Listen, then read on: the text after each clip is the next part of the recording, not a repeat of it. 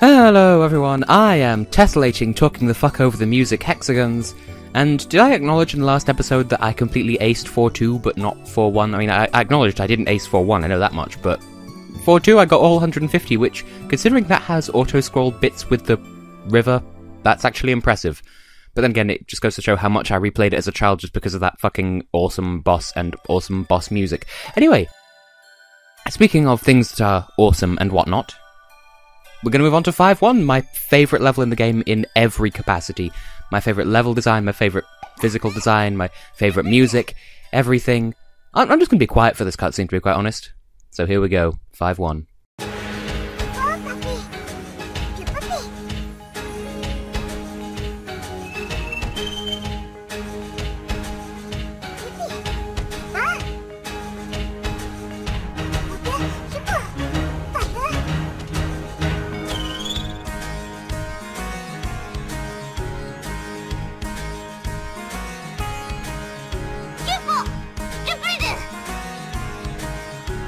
Now, I believe the original was called The Four Orbs, and I don't remember if the music actually plays during that cutscene now, and so I'm kind of in two minds as to whether or not I sounded like a complete and utter lemon just then, but another cutscene right off the bat. And also, I just like the aesthetic of this temple, because it's all, like, it's not what you'd expect for a temple dedicated to the sun.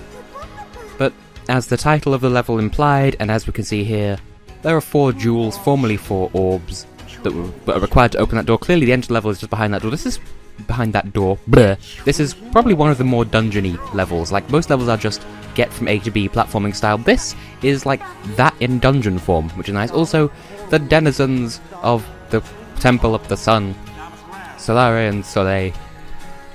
And I like these guys. They have sass. They bounce off each other really rather well.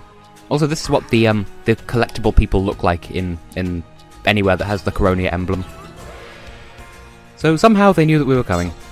And once again, Hugh Pow, Hugh Po, doing all the exposition for us. So, he's just explaining with his Batman symbol chest about the whole, 4 orbs, jewels, whatever, that open that big giant door behind us. Obviously, I mean, what else would they do?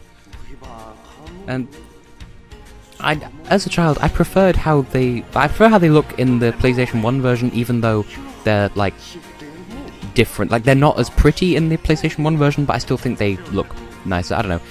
Anyway, this is essentially a long drawn-out fetch quest. Hang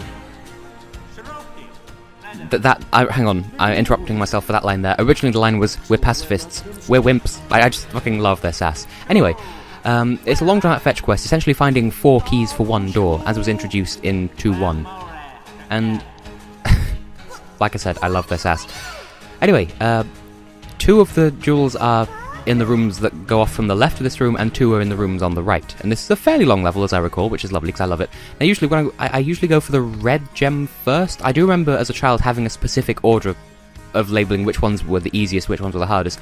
As I recall, green is the funnest, but I'm gonna start with red, because, like, 2 of the rooms are off to the left, 2 are off to the right. I always go to the right so that I can, like, if I'm heading to a room on the left, I'll go via the right top half of that room, and there's the blue one already, but because of Klonoa's D deficiency, we can't just jump down and get it, and here's the first one of these. Also, lava is insta-kill. Who saw that coming? Anyway, go through here. If we carry on down that path, we'll go to the blue orb, but I'm going for the red orb first.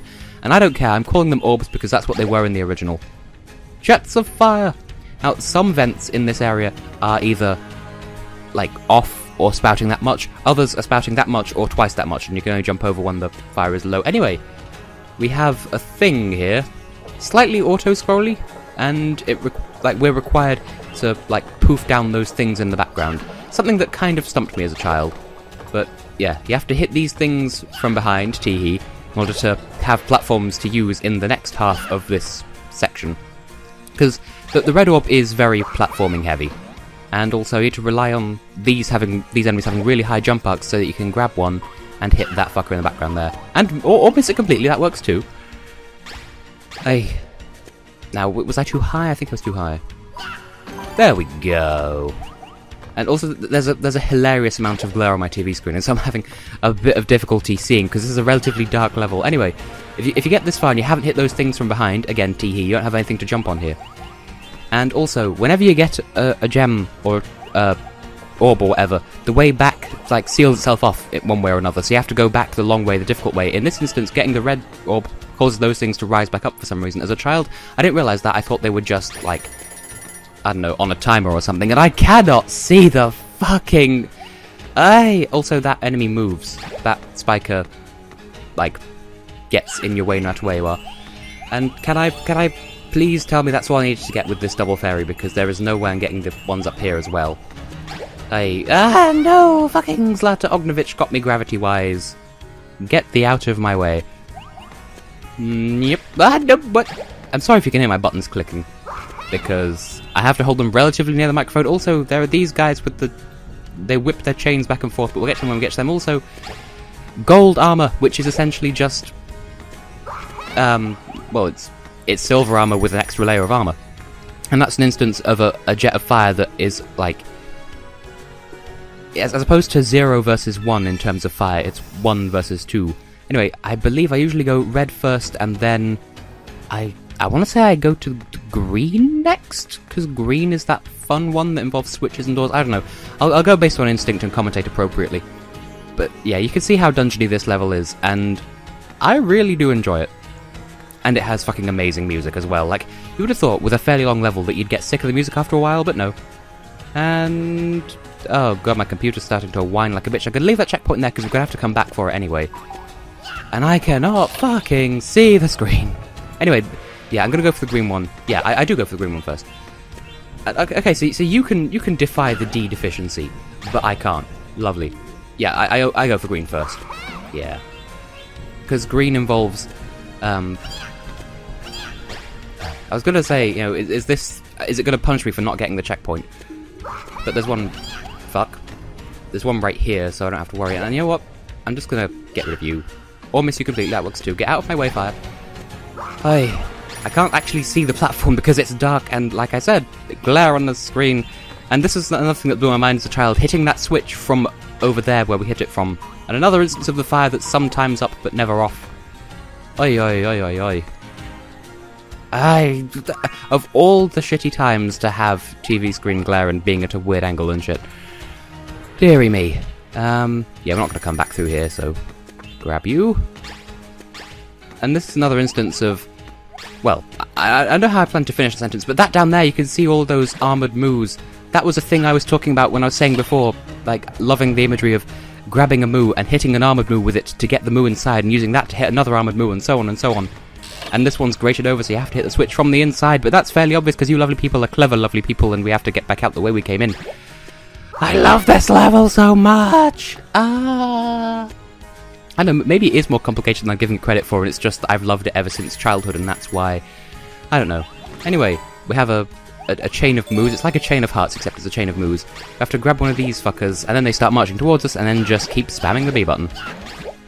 Okay, apparently I'm sure they didn't do that in the PlayStation version. In the PlayStation version, they just keep coming at you. But, you know what, this works too. The blue ones are really cute, though, because you hardly ever see... and you hardly ever see the blue ones. Anyway, look, the, this thing moves back into place, so you can't go back that way. And it's just occurred to me that that's so that you can't get more than one orb at once before submitting it here. Because when you put them in here, you know, it only has cutscenes for placing one orb at a time, so I'm not sure if the game would know how to handle holding two orbs at once and placing them one after the other. Anyway, I believe I do blue... like, this is where my memory gets hazy. I remember what is involved in terms of getting to the blue and the yellow. I'm going to do blue first. I don't know if I usually do blue third, because blue or yellow, I know I always do red first and green second. And I would have thought, considering how neurotic child me could be, I think I'd normally do blue third, because then, like, that involves me going left, right, rather than left, right, left. You know, that sort of... those things. And there's more spiky assholes. And it was somewhere around here, I believe, that inspired that talk that I gave in that other episode in 3.1, actually. With regards to paying attention to whether a platform's in the foreground or the background, because here, I recall dying many times to a platform that I couldn't tell was in the background rather than the foreground, or vice versa. Can I jump this with an inflated enemy? I was going to say a moo, it's not really a moo, is it? This is the platform, this is the exact one I was thinking of. Because this one, and the one next to it actually, they both go forwards and backwards, and it's hard to tell. And You can't fool me. I know you're here somewhere. There we go. Yeah, there's an invisible egg moving up and down, so it's kind of 50-50 if you even know it's there. Never mind, hit it. And I believe enemies, eggs rather, that are invisible, you can't pop them until you make them visible. So, like, you can't hit an invisible egg with a moo and have it break. You'd have to make it visible first. At least that's my understanding of it. Anyway, can I throw this without it getting popped on the way there? Lovely. And I don't trust myself not to fall into that lava pit, so I'm going to go and get a moo as an insurance policy. Now, I think once you've activated those platforms, do they go back and forth by themselves in the PlayStation version? I'm fairly sure they did. Yes, they do. Oh, it pays to be a little bit kind of sneefly. Have I really been going for like 10 minutes already? Getting so lost in how amazing this level is. And suffice to say, this and 5.2, well, okay, from here onwards, we're into long level territory, so this is probably going to be its own episode. Although, that said, we're on the 3rd orb. You know, we're probably going to be fine. Well, I don't know. See, I'm starting to worry now, because maybe I'll have enough time to do this and then half of the next level, or something stupid like that, or the next level but not the next boss, or... I don't know. You can shut up. And once again, don't trust us. And we're crossing paths with where the red orb was, and once again we have to worry about timing and... rude. Anyway, egg. And we're just missing one piece of the puzzle, as it were. And, oh gee, I wonder where that would be. Could it be in the only part of the temple we've not been in yet? And these orbs are pretty, but they look a bit less solid than they did in the PlayStation version. Once again, going on and on and on about the original. Are you the original? Oh, I might have to LP Shadow the Hedgehog at some point, because that game is not as bad as people say it is. In fact, I don't even know why people say it's bad, because it's actually fairly decent. Fight me IRL. Anyway, we've got one section left to do. According to my childhood, the blue orb was the hardest. I'm not sure what caused me to think that, because the yellow does involve some pretty tricky platforming. And again, what's the word? I was going to say narcoleptic, not narcoleptic. I would say schizophrenic, but that would be kind of dickish about actual schizophrenic people, so... Oh, bugger. Please tell me something here respawns. It's just nice to have an extra double jump just in case there's not one available down there. I think I may have fucked myself ever so slightly, unless you've respawned while I've been away. Perhaps, maybe, please, good sir? No, okay. Well, whatever. Because there's another double fairy section, you see.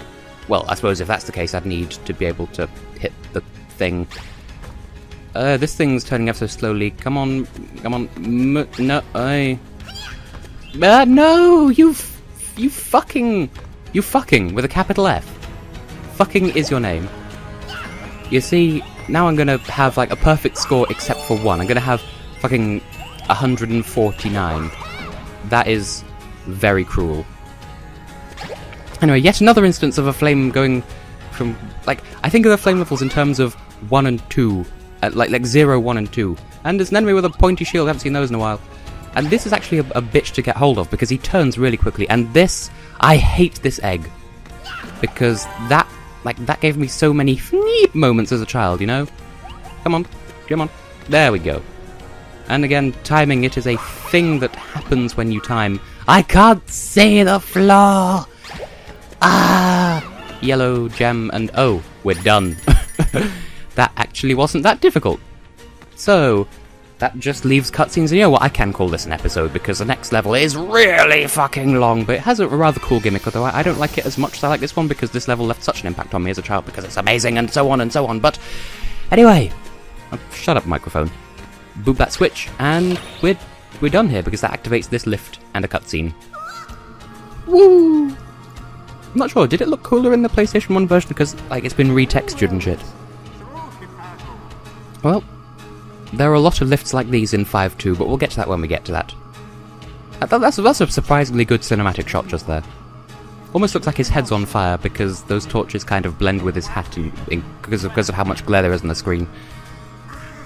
Anyway, also apparently I found out that Eric Stitt, who did the English voice of in this game... Also, oh, this is the origin of Nagapoko! Why did I never realise this? Holy shit. Anyway, Solar Eclipse, the the power of the temple is going to start getting a bit weird from this point onwards. But yes, Eric Stitt, who did the English voice of Klonoa, never actually heard Klonoa's Phantomile voice, and that's why he sounds so wrong in this game. And I kind of sympathise with the voice actor, but he should have done his research. Sorry. I mean, I do like Klonoa's English voice, but it still doesn't sound quite right. Anyway, yeah. So, Ghadius, who has the Moon Pendant, as I recall, has now summoned a solar eclipse. And so that's going to significantly hamper the power of the Temple of the Sun, which means that shit is going to get super weird in 5.2. And it's a really cool gimmick. I didn't like it as a child because it was kind of... Child me found it scary, and that emblem there looks like it's made of Spyro 4 honey. Not to be confused with Honey Pop Honey, which is something else entirely, and it's even spelled differently. But yeah, so that was 5.1, my favourite level in the game. I love it. Brilliant music. Everything. Ah! And... yeah! Yeah! I think for once I will shut up and let you hear the combined music so far of all the people that we've collected, and I'm going to be hurting so much if I press A and then find that it says I got 149 Dream Crystals, because... Oh, that's not quite as bad then.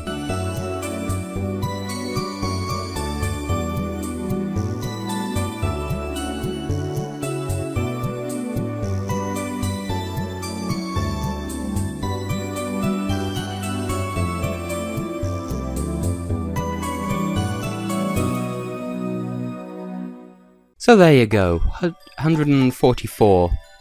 I don't know where, I know where I missed one of them, I don't know... In fact, that demonstrates what I was saying about the double fairies counting towards the completion total. I don't know where... I'm going to see it in post, I'm sure, but I'm not sure where I missed that... Oh...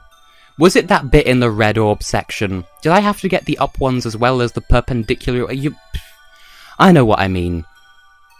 It must have been those. I might actually go back and do all these levels again off-screen and get 150 out of 150, but I mean, for the moment, I mean, you know, we've always maintained a consistently at least 142. I'm okay with that. Anyway, in the next episode, we go not so much deeper as higher and into the stranger parts of the Temple of the Sun. So Ivan will continue to be Tessellating Hexagons, and see you then for a level with one fucker of a gimmick. Toodles! Nobody says that.